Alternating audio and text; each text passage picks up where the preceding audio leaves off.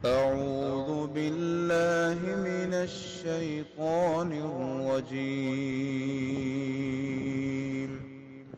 بسم الله الرحمن الرحيم.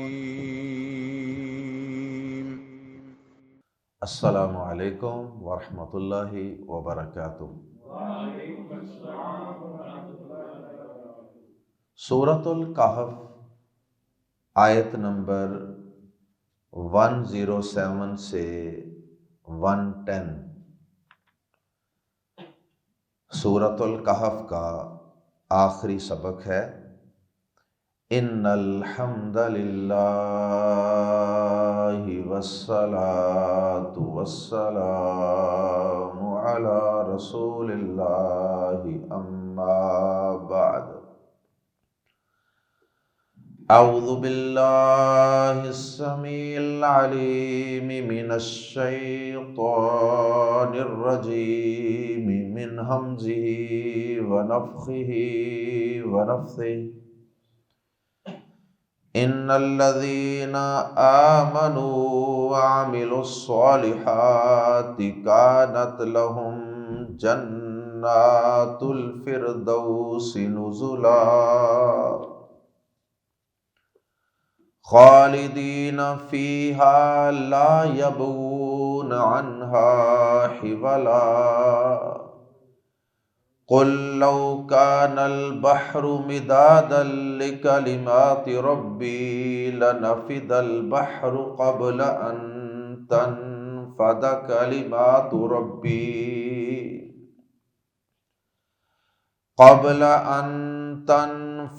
كلمات ربي ولو جئنا بمثله مددا۔ قل انما انا بشر مثلكم يوحى الي انما الهكم اله واحد فمن كان يرجو لقاء ربه فليعمل عملا صالحا ولا يشرك بعبادة ربه أحدا۔ گزشتہ آیات میں تذکرہ تھا کفار و مشرکین کا،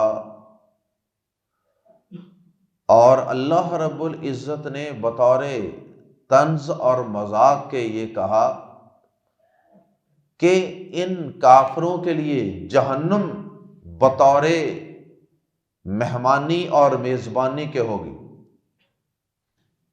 یعنی ہم ان کی میزبانی اس جہنم اور اس کے عذابوں کے ذریعے سے کریں گے۔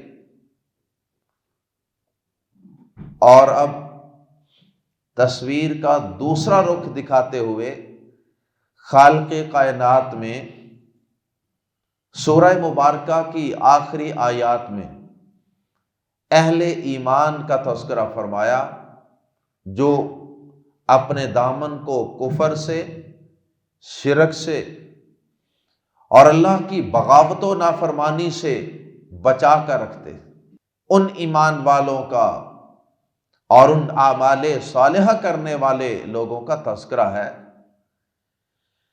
اللہ رب العزت نے ان کی مہمانی کا بھی تذکرہ فرمایا، گویا کہ موازنہ فرما دیا دونوں کرداروں کا اور دونوں کے الگ الگ انجام اور ٹھکانے کا۔ ایمان والوں کا ٹھکانہ، اعمال صالحہ کرنے والوں کا ٹھکانہ، اور ان کی مہمانی کی جائے گی جنت کی، صرف جنت ہی نہیں، جنت الفردوس کی نعمتوں کے ساتھ۔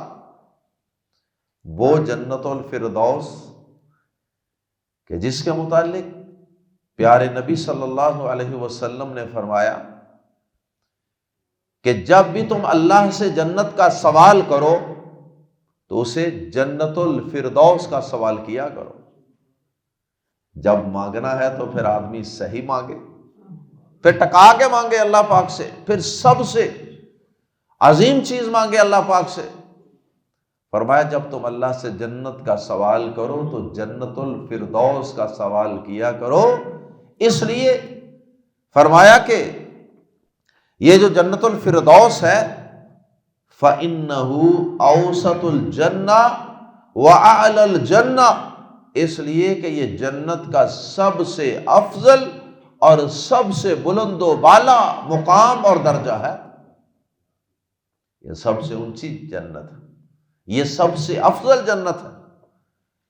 اور فرمایا کہ اس سے اوپر رب رحمان کا عرش ہے، گویا کہ رب رحمان کے عرش کے بالکل نیچے جنت الفردوس ہے۔ اور پھر آپ نے مزید اس کا تعارف کروایا، فرمایا کہ جنت کی تمام نہریں، جنت کے باقی جتنے بھی درجات ہیں، جتنے باقی گریڈز اور قسمیں ہیں، ان سب میں دودھ کی، شہد کی اور دیگر مشروبات اور نعمتوں کی جو نہریں بہہ رہی ہوں گی وہ سب کی سب جنت الفردوس سے آ رہی ہوں گی، ان سب کا مرکز، محور اور منبع اور اوریجن وہ جنت الفردوس ہی ہوگی۔ اللہم اجعلنا منہم، اللہ ہم سب تجھ سے جنت الفردوس کا سوال کرتے ہیں۔ جنت الفردوس، فردوس اس کو کہتے ہیں، اس جنت کو کہتے ہیں جس میں ہر جنت کا پھل، ہر جنت کا درخت، ہر جنت کا پھول موجود ہو، یعنی تمام جنتوں میں جتنی بھی نعمتیں ہوں گی نا، ان سب کی ورائٹی اس جنت الفردوس میں ضرور موجود ہو۔ اللہ اکبر۔ ممکن ہے کہ اللہ پاک نے باقی جنتوں کے اندر کچھ فرق رکھے ہو، کسی کا کوئی حسن ہو، کسی کی کوئی خوبی ہو، لیکن یہ ایسی جنت ہوگی کہ جس میں تمام جنتوں کی تمام خوبیاں، تمام کمالات، تمام نعمتیں موجود ہوں گی۔ اللہم انا نسألک جنت الفردوس۔ اور پھر اسی جنت اور اس کی نعمتوں کے متعلق خالق کائنات نے پیارے نبی صلی اللہ علیہ وسلم کی زبان صادق سے یہ بات بھی ہمیں بتا دی کہ اس جنت کے اندر ایسی نعمتیں ہوں گی ما لا عین رأت، جو کسی آنکھ نے کبھی دیکھی نہیں ہوں، اور کسی کان نے وہ نعمتیں کبھی سنی بھی نہیں ہوں،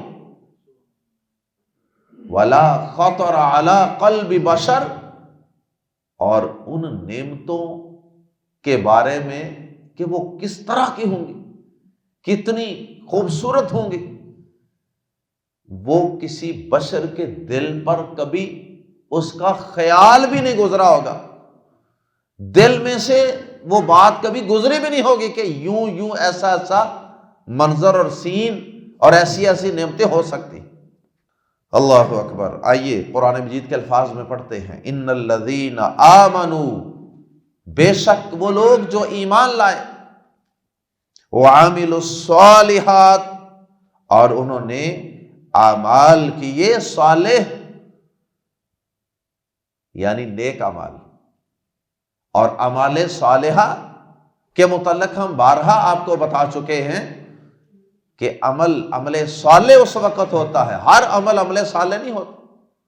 ہر نیکی جسے انسان اپنے ذہن اور خیال کے مطابق نیکی سمجھ کے بجا لا رہا ہو، ضروری نہیں کہ وہ اللہ کی نظر میں بھی عمل صالح ہی ہو، وہ عمل فاسد بھی ہو سکتا ہے، وہ بدعت بھی ہو سکتی ہے۔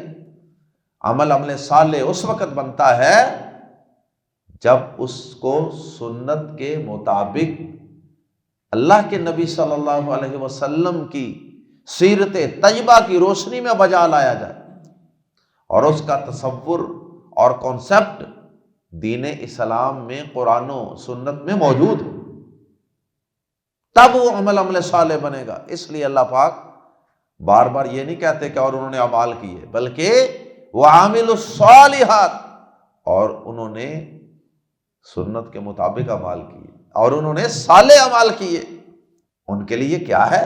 بے شک وہ لوگ جو ایمان لائے اور انہوں نے نیک اعمال کیے، ان کے لیے کیا ہے؟ جنات الفردوسی، فردوس کے باغ، جنات باغات کو کہتے ہیں، الفردوس فردوس، جنات الفردوس، فردوس کے باغات ہوں گے، نزلا بطور مہمانی کے، بطور مہمانی کے۔ کافروں کے متعلق بھی ہم نے اسی قسم کے الفاظ پڑھے تھے کہ ان کے لیے آیت نمبر 102 کے آخر میں ہم نے پڑھا تھا انا اعتدنا جہنم للکافرین نزلا، وہی لفظ یہاں بھی استعمال کیا، ان الذین آمنوا وعملوا الصالحات کانت لہم، ہوں گے ان کے لیے، کانت ہوں گے، لہم ان کے لیے، جنات باغات، الفردوس فردوس کے، جنات الفردوس فردوس کے باغات، نزلا بطور مہمان نوازی، بطور مہمان نوازی فردوس کے باغات ہوں گے۔ اللہ اکبر۔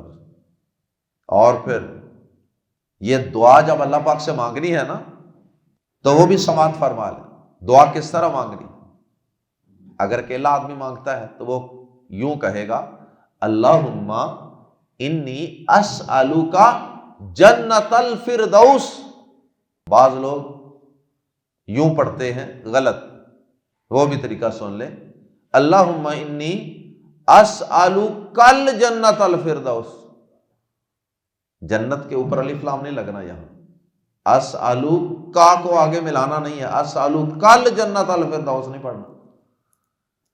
یہاں بھی دیکھ لیں جنات کے ساتھ الف لام نہیں ہے، اللہم انی اسألک جنت الفردوس، جنت الفردوس بھی نہیں پڑھنا، جنت پر زبر پڑھنی، مفعول بن رہا ہے نا، انی اسألک جنت الفردوس، یہاں پر تو پیش ہے نا، یہاں جملے کی ترتیب اور یہ گرامیٹیکلی کبھی پیش آتی ہے، کبھی زبر آتی ہے، کبھی زیر آتی ہے، اور ویسے بھی یہاں تو جمع کا لفظ ہے نا، جنات الفردوس، فردوس کے باغات ہیں، کیونکہ زیادہ ایمان والوں کا اوپر تذکرہ، تو ہم نے اپنے لیے جب مانگنا ہے تو اللہم انی اسألک جنت الفردوس، کم از کم 3 دفعہ یہ دعا مانگا کر۔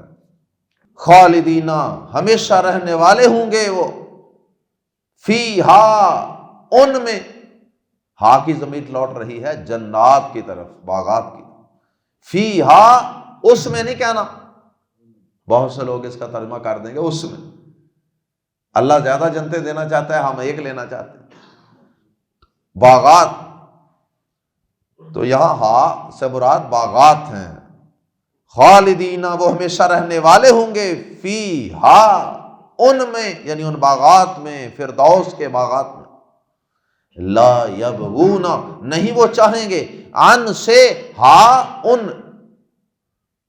لا یبغون عنہا، وہ ان سے نہیں چاہیں گے، حوالا، کوئی تبدیلی، جگہ بدلنا، وہ ان باغات سے اپنا ٹھکانہ اور اپنی جگہ بدلنا نہیں چاہیں گے۔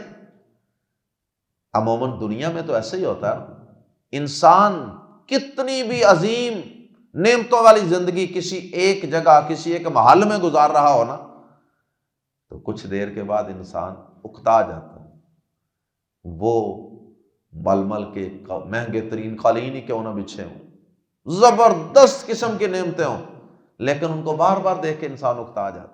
آپ نے دیکھا نہیں بڑے بڑے امیر لوگ جو ہوتے ہیں، کچھ دیر کے بعد، سال 2 سال کے بعد کہتے ہیں یہ صوفے جو ہے نا آپ چینج کر دیں، یا کمرے کی سیٹنگ چینج کر دیں، یا اس کی کلر سکیم چینج کر دیں، رنگ بدل دیں، یہ گیٹ اتروا دیں، یہ کھڑکیاں بدل دیں، جی اب نہیں، اب یہ پرانی ہو گئی۔ تو اصل میں انسان اکتا جاتا ہے ایک ہی چیز کو بار بار دیکھ کے۔ لیکن یہ جنت، یہ اللہ کی جنت یہ بھی تو اللہ پاک نے لفظ کن کے ساتھ بنائی ہے نا. جس طرح اللہ پاک کا کلام، جیسا کہ آگے ہم اگلی آیت میں پڑھنے والے ہیں کہ اللہ پاک کے کلمات، اس کی باتیں وہ ختم ہونے والی نہیں ہیں، لا محدود ہے. تو یہ جنت بھی اللہ پاک نے اپنے کلام لفظ کن کے ذریعے ہی پیدا فرمائی ہے نا.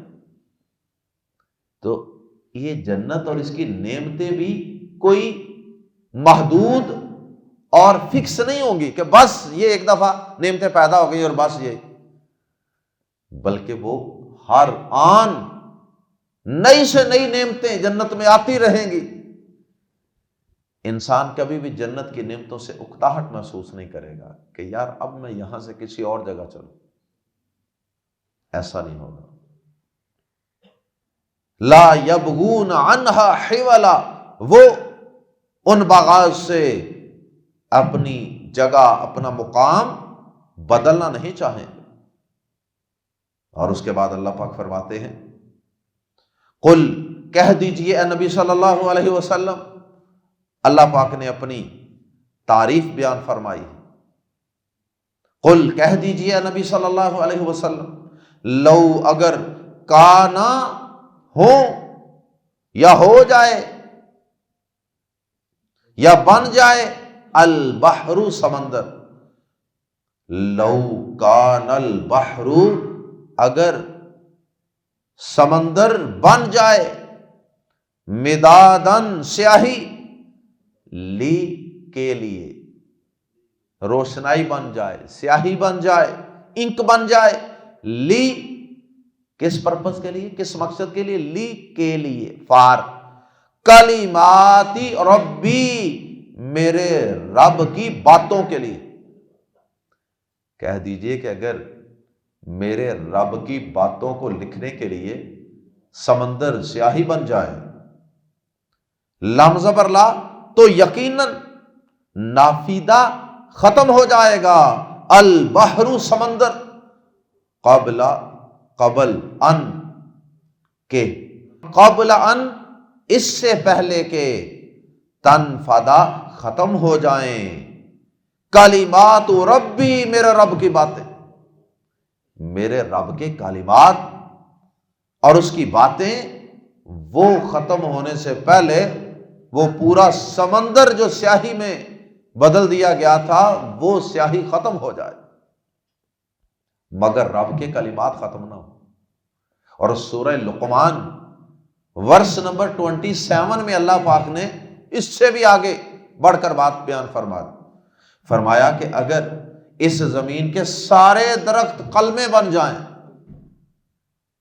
سارے درخت قلمیں بن جائیں، پین بن جائیں، قلم بن جائیں، اور سمندر سیاہی بن جائے، اور پھر فرمایا کہ سمندر، جتنا سمندر ہے نا اتنی سیاہی اللہ اور لے آئے، پھر فرمایا بلکہ 7 سمندر سیاہی بن جائیں، اور ساری زمین کے سارے درختوں کی، ساری ٹہنیوں کی قلمیں بنا لی جائیں، اور تیرے رب کے کلمات اور باتوں کو لکھنا شروع کر دیں، تو فرمایا کہ وہ درخت جن کی کلمیں بنائی تھیں، وہ درخت اور کلمیں ختم ہو جائیں، 7 سمندروں کی سیاہی ختم ہو جائے، لیکن تیرے رب کے کلمات ختم نہیں ہوں گے. کلمات، اللہ کا کلام، یہ بھی اللہ پاک کا ایک وصف اور اللہ کی ایک صفت ہے. اور اسی پر امام احمد بن حنبل رحمہ اللہ نے اپنے دور کے اندر بڑی مشکلات اور تکلیفیں سہی تھی، جب اس دور کے حکمران انہیں اس بات پہ مجبور کرتے رہے، کوڑے مار مار کے، کہ کہو کہ یہ قرآن اللہ کا کلام نہیں، یہ اللہ کی صفت نہیں، بلکہ یہ مخلوق ہے، اسے پیدا کیا گیا ہے. تو وہ کہتے تھے نا،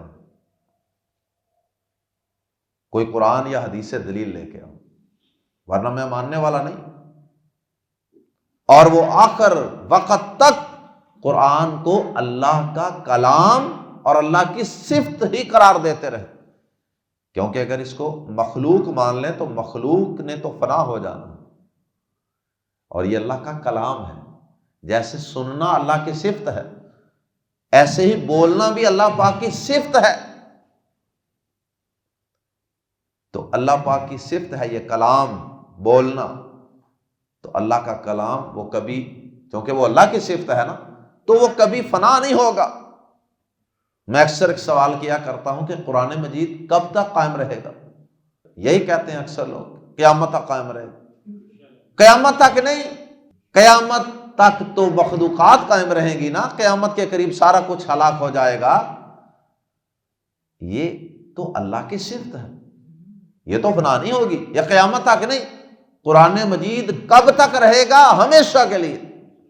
تو جس طرح اللہ پاک کی ذات، اللہ پاک کی ذات لامحدود ہے نا، ایسے ہی اللہ پاک کی صفات بھی لامحدود ہے. تو یہ جو اللہ پاک کی صفت کلام ہے نا، اللہ پاک نے جو جو کلام کیا ہے وہ بھی لامحدود ہے، اس کا احاطہ نہیں کیا جا سکتا.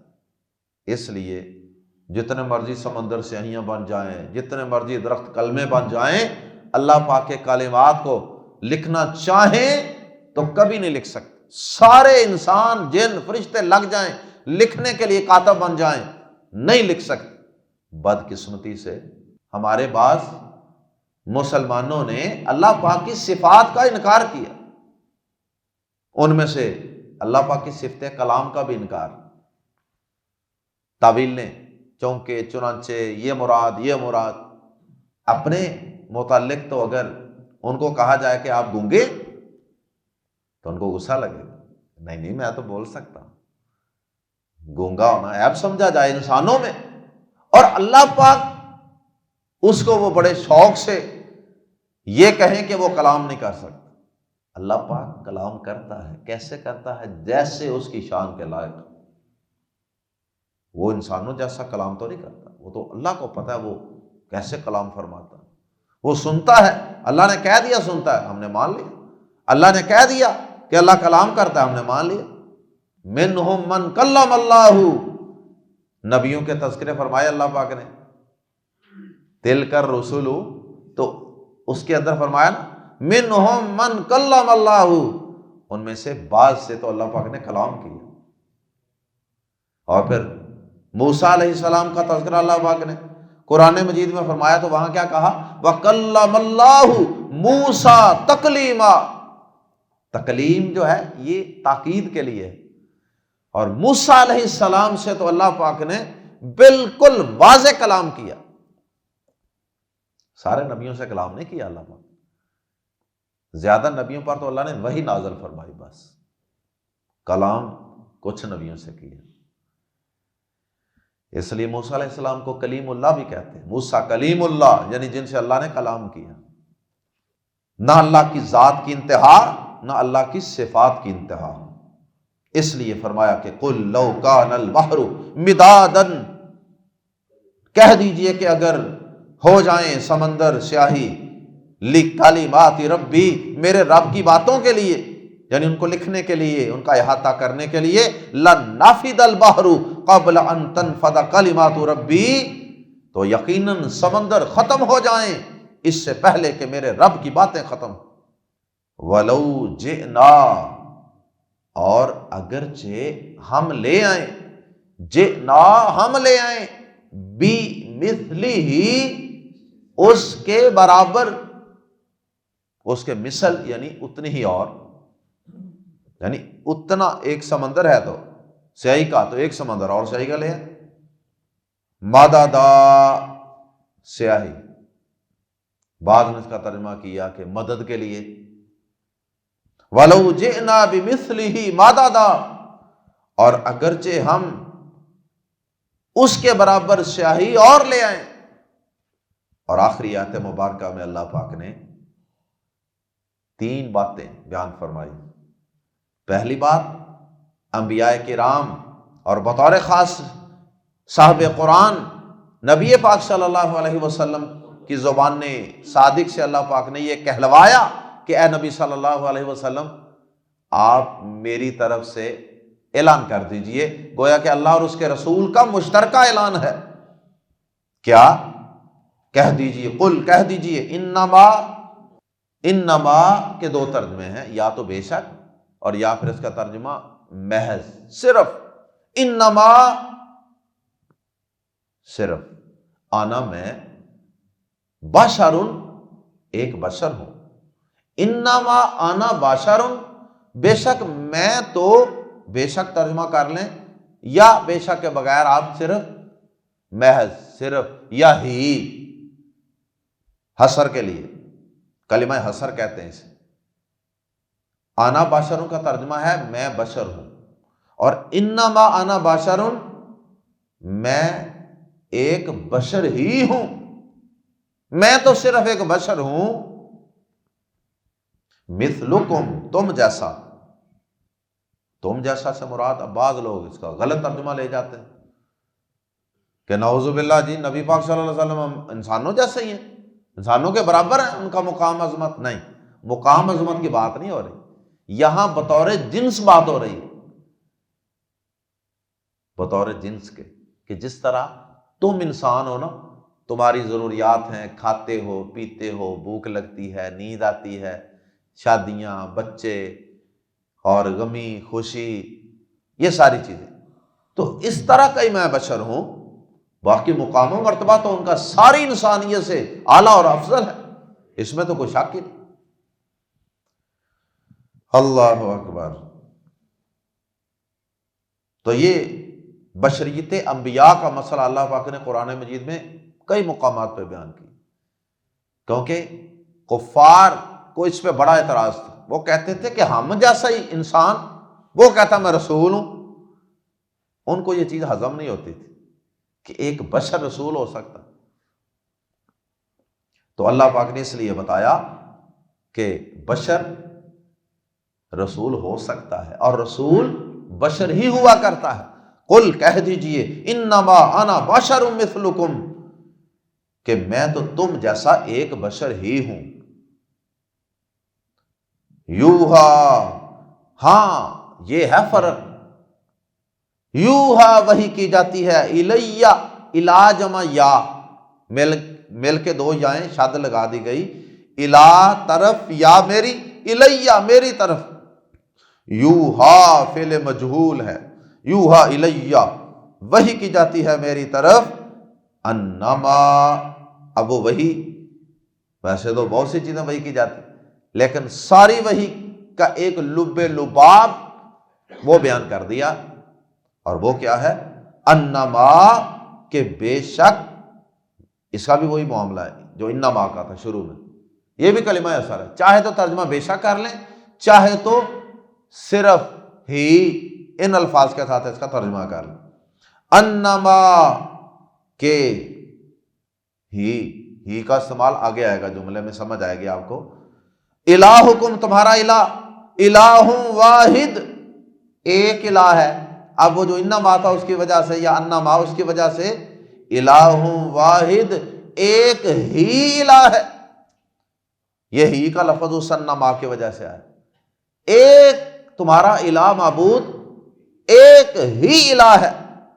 یہ دوسری بات ہے اس آخری آیت مبارکہ۔ پہلی بات کہ میں تم جیسا بشر ہوں اور میری طرف وحی کی جاتی ہے، اور دوسری اہم بات کہ تمہارا سب کا معبود وہ صرف ایک ہی معبود ہے، اور آخری بات اعمال صالحہ کی قبولیت اور اس کی شرائط کہ کوئی عمل کب قبول ہوتا ہے۔ فمن، پس جو، کانا ہے یا ہو، فمن کانا، پس جو شخص ہو، یرجو امید رکھتا، لقاء ملاقات کی، اور ربی ہی اپنے رب کی، پس جو شخص اپنے رب کی ملاقات کی امید رکھتا ہو۔ اللہ اکبر۔ اور اس رجا کے اندر امید کے ساتھ ساتھ خوف بھی ہوتا ہے، یعنی ڈرتا بھی ہے کہ رب سے ملاقات ہونی، امید بھی ہے اور اس کے اندر ڈر بھی ہے کہ میرا کیا بنے گا، مجھے حساب دینا پڑے گا رب کی عدالت۔ فمن کان یرجو، پس جو کوئی ہو امید رکھتا، لقاء ربہ، اپنے رب کی ملاقات کا، فل یعمل، فا تو اور لام جو پیچھے مل کے سائلنٹ ہو جائے اسے کہتے ہیں لام امر، اس کا ترجمہ کریں گے تو لازم ہے فل، پس لازم ہے یعمل کہ وہ عمل کرے، عملاً صالحا، سنت کے مطابق عمل، بدعت نہ کرے، اپنی طرف سے نیکیاں بنا بنا کے نہ کرے۔ جس کو اپنے رب سے ملاقات کی امید ہے نا، اسے چاہیے کہ وہ عمل صالح کرے، نیکیاں کرے، وہ ہاتھ پہ ہاتھ رکھ کے بیٹھا نہ رہے، دنیا کے پیچھے نہ بھاگتا رہے۔ رب سے ملاقات کی امید ہے، یقین ہے، تو پھر اعمال صالحہ کرنے ہوں گے، ولا یشرک، اور نہ وہ شرک کرے، بعبادتی، عبادت میں، اور ربی ہی، اپنے رب کی، احدا، کسی ایک کو بھی، اور وہ اپنے رب کی عبادت میں کسی ایک کو بھی شریک نہ کرے۔ اللہ اکبر۔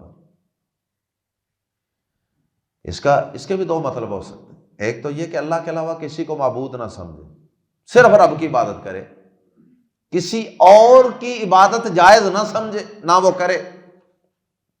اور دوسرا معنی یہ بھی ہے کہ عبادت تو وہ صرف رب کی کرتا ہے، لیکن بعض اوقات وہ اس عبادت کے اندر اس طرح کسی کو شریک کر لیتا ہے کہ اچھا فلاں دیکھ رہا ہے مجھے، وہ کہے گا یہ بڑا نیک آدمی ہے، بڑے لمبے لمبے سجدے کرتا ہے، بڑے نفلی روزے رکھتا ہے، بڑا صدقہ خیرات کرتا ہے، یہ ساری عبادات ہے نا۔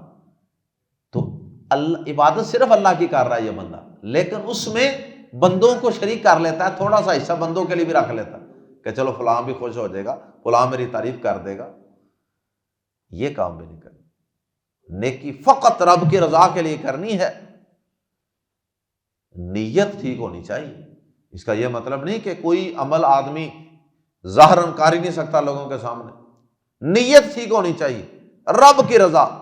وسوسہ خیال آ جانا بھی معاف ہے، لیکن قصد، پکا ارادہ لوگوں کو دکھانے کا نہ ہو، شو مارنا، شو آف کا ارادہ نہ ہو۔ وسوسہ تو آ ہی جاتا ہے، وسوسے اللہ نے معاف کر دیے، لیکن ان کو جھٹک دے، دل میں آ جائے کہ لوگ دیکھیں گے، خوش ہوں گے، تعریف کریں گے، اعوذ باللہ پڑھ لے، لا حول ولا قوت الا باللہ پڑھ لے، اللہ اکبر۔ تو گویا کہ یہ جو ریاکاری ہے نا، اسے بھی شرک اصغر کہا گیا ہے احادیث میں، اس سے بھی بچنا چاہیے، یہ بھی بڑا خطرناک ہے۔ تو عمل کی قبولیت کے لیے گویا کہ یہ دو شرطیں ہو گئیں، ایک تو یہ کہ وہ عمل صالح ہونا چاہیے اگر رب سے ملاقات کی امید ہے، یعنی سنت کے مطابق عمل ہو، بدعت نہ ہو جس کا قرآن و حدیث میں ثبوت اور وجود ہی کوئی نہ ہو۔ اور دوسرے نمبر پہ وہ اپنی جو عبادت ہے نا، وہ جو عبادت کرتا ہے وہ فقط اللہ کے لیے کرے، یعنی اخلاص، اس میں کسی قسم کا کوئی کسی کو شریک نہ ٹھہرائے، ورنہ قیامت والے دن حدیث کے مطابق اللہ پاک کہیں گے کہ جا، وہ جس کے لیے کیا تھا نا اس کے پاس جا، اسی سے لے جا کے اس کا بدلہ، میرے لیے تو نے کوئی نہیں کیا تھا۔ اللہ ہم سب کو اخلاص عطا فرمائے، اللہ ہم سب کو سنت کے مطابق اعمال صالحہ کرنے کی توفیق عطا فرمائے، اللہ ہم سب کو اس سورۃ الکہف کے اندر پڑھے گئے اسباق، آیات کو سمجھنے، ان پر عمل کرنے کی توفیق عطا فرمائے۔ اللہ ہمیں مرتے دم تک اس سورۃ الکہف کو پڑھتے رہنے کی، اور بطور خاص جمعہ کے دن پڑھتے رہنے کی اللہ ہمیں توفیق عطا فرمائے۔ سبحانک اللہم وبحمدک، اشہد ان لا الہ الا انت، استغفرک واتوب